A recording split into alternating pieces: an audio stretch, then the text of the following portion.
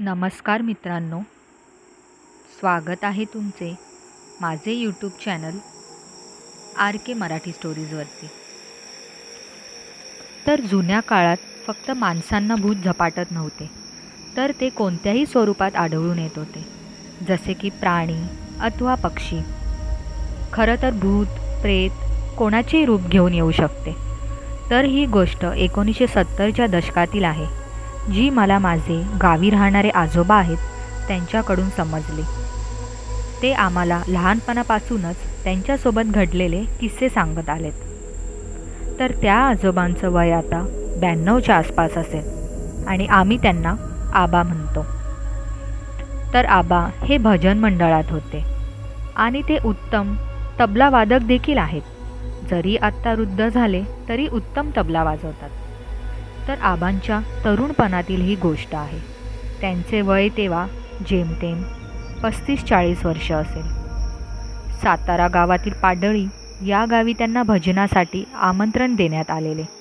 ते उत्तम तबला वाजवत असल्याने आमच्या गावात तसेच बाजूच्या इतर गावात पण त्यांची ख्याती होती. दिसायला सावळे, उंच आणि त्यावेळी एकदम धष्टपुष्ट आणि धीट होते. आत्तापर्यंत त्यांनी कधीच पंढरीची वारी चुकवली नाही. वारकरी असल्याने गळ्यात तुळशी माळ घालत असत आणि विठ्ठलाचे निस्सीम भक्त असल्याने ते कधीच भुताक येताना घाबरले नाहीत. तर त्या रात्री आबा दुसऱ्या गावावरून भजनाचा कार्यक्रम आटोपून परत येत होते आणि त्या दिवशी पौर्णिमासुद्धा होती. रात्रीचे आता 9 वाजत आलेले आणि त्यांना वाहन पण मिळत नव्हते, म्हणून ते थोडे पुढेपर्यंत पायी जाण्याचे ठरवतात. आतापर्यंत त्यांनी बरेच अंतर पार केलेले व ते रस्त्याच्या कडेकडेने चालत होते. रस्त्यावर दिव्याचा उजेड नव्हता व आजूबाजूला गर्द काळी झाडी होती. रस्त्यावर क्वचितच वाहने दिसत होती.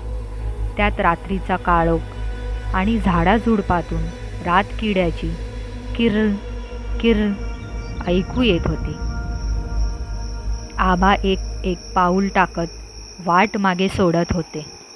तसे अचानक त्यांच्या समोरून एक काळे लहान बकरीचे पिल्लू, ज्याला आम्ही कोकरू म्हणतो, ते अलीकडून पलीकडे जाते. तसे आबांना थोडे विचित्रच वाटते. त्यांना वाटले एवढ्या रात्री बकरीच्या पिल्लाला रस्त्यावर कोणी सोडले असेल. ते दुर्लक्ष करतात आणि परत स्वतःच्या धुंदीत रस्त्याच्या एका कडेने चालू लागतात. तसे परत ते बकरीचे पिल्लू रस्त्याच्या अलीकडून पुन्हा पलीकडे येते आणि त्या बाजूच्या झाडाझुडपामध्ये आता नाहीसे होते. अशा प्रकारे ते बकरीचे पिल्लू इकडून तिकडे पळताना आबांना 4 ते 5 वेळा दिसत होते. आता मात्र आबांना कळून चुकते की काहीतरी गडबड नक्कीच आहे. ते पटकन तिथून पळ काढण्याचा प्रयत्न करतात, त्यामुळे भरभर चालू लागतात. तसा आता त्यांना त्यांच्या मागे कोणीतरी येत असल्याचा भास होतो. ते तसेच मागे वळून बघतात तर ते बकरीचे पिल्लू त्यांच्या मागावर येत होते. तसे आबा पुन्हा आपला वेग वाढवतात. आबा पुन्हा मागे पाहतात तर ते पिल्लू आधी लहान होते, पण जसे जसे पुढे धावत होते त्याचा आकार आता वाढत चालला होता. आबा जसे जसे मागे वळून पाहत होते ते मोठे मोठे होत चालले होते. तसे आबासुद्धा आता जोरात धावू लागतात. ते दृश्य तर खूपच भयंकर वाटत होते. तसे काही वेळात आबा त्या जागेची सीमा पार करतात आणि परत वळून पाहतात तर ते बकरीचे पिल्लू आता अदृश्य झाले होते. तसे आबा सुटकेचा निश्वास सोडतात. त्यांना पुढे गेल्यावर एक वडाप दिसते. ते त्याला हात दाखवून थांबवतात व त्यात बसून घरी जाण्यास निघतात.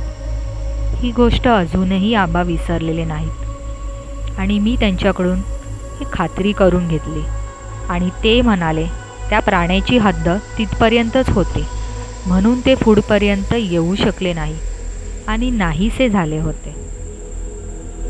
तर ही गोष्ट तुम्हाला कशी वाटली कमेंट करून नक्की सांगा आणि माझ्या चॅनलला सबस्क्राईब करायला विसरू नका.